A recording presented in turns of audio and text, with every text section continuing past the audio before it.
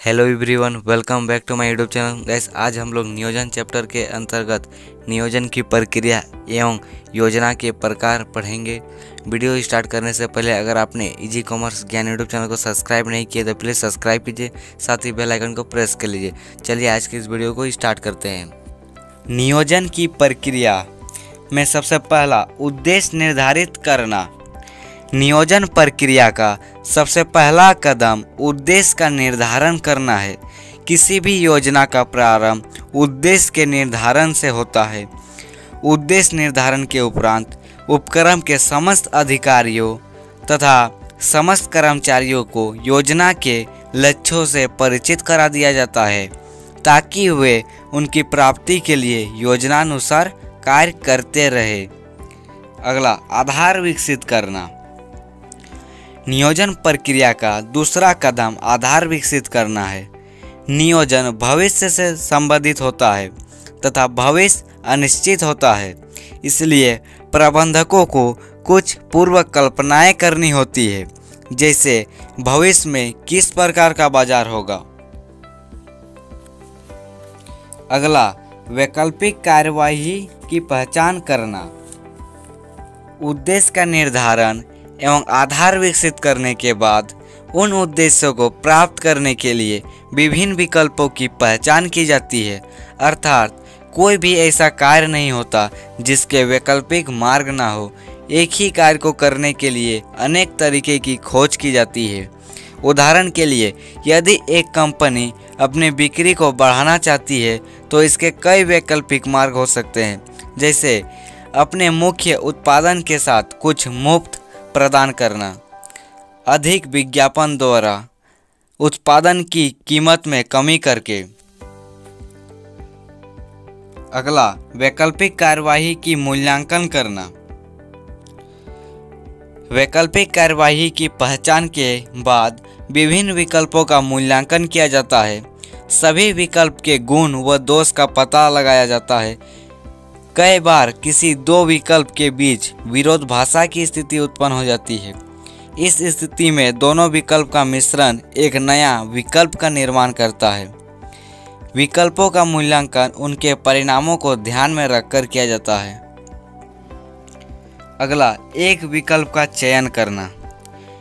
किसी कार्य को करने के विभिन्न विकल्पों का मूल्यांकन करने के पश्चात उनमें से सर्वोत्तम विकल्प का चयन किया जाता है एवं एक विकल्प को लागू करके दूसरे को रिजर्व में रख लिया जाता है, और यदि पहला विकल्प गलत या असफल हो जाए तो रिजर्व में रखे गए विकल्प को लागू करके असफलता से बचा जा सकता है। अगला, योजना को लागू करना। सर्वोत्तम विकल्प का चयन करने के बाद योजना को लागू किया जाता है। योजना को लागू करने के बाद विभिन्न क्रियाओं का क्रम निर्धारित कर दिया जाता है, अर्थात यह निश्चित कर दिया जाता है कि कौन क्या करेगा और किस समय करेगा। अगला, समीक्षा करना। योजना के लागू किए जाने के बाद कार्य के दौरान इसकी समीक्षा की जाती है। समीक्षा से अभिप्राय कार्य के दौरान उसकी देख रेख करना है। समीक्षा किसी कार्य की प्रगति को मापने का कार्य करती है। अब योजना के प्रकार को देखते हैं। योजना के दो प्रकार होते हैं, स्थायी योजना और एकल योजना या एक बार उपयोग की योजना। पहला, स्थायी योजना को देखते हैं। इसका अभिप्राय एक ऐसी योजना से है जो लगातार चलती है तथा एक संगठन में बार बार होने वाली क्रियाओं का मार्गदर्शन करती है। इन योजना में निम्नलिखित को सम्मिलित किया जाता है: उद्देश्य, मोर्चाबंदी, नीति, कार्यविधि, पद्धति, नियम। अब एक एक को अच्छे से समझते हैं। उद्देश्य क्या है?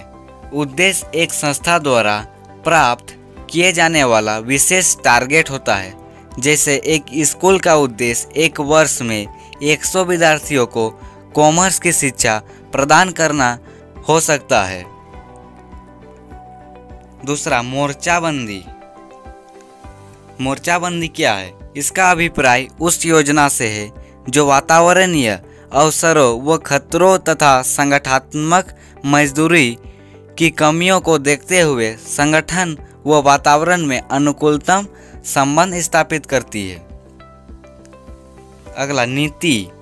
इसका अभिप्राय उन सामान्य विवरणों से है जो निर्णय लेने में कर्मचारियों के मार्गदर्शन का कार्य करती है, जैसे विक्रय नीति, मूल्य निर्धारण नीति।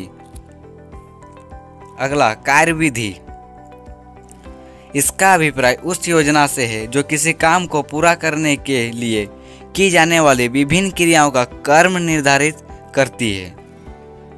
अगला, पद्धति। इसका अभिप्राय उस योजना से है जो यह निश्चित करती है कि कार्यविधि में बताई गई विभिन्न क्रियाओं में से प्रत्येक क्रिया को कैसे पूरा करेंगे। अगला, नियम। इसका अभिप्राय उस योजना से है जो हमें बताती है कि किसी विशेष परिस्थिति में क्या करना है और क्या नहीं।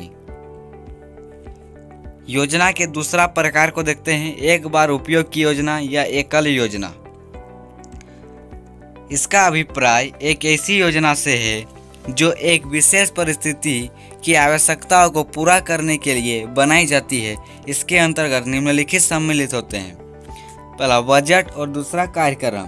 देखिए, बजट क्या है?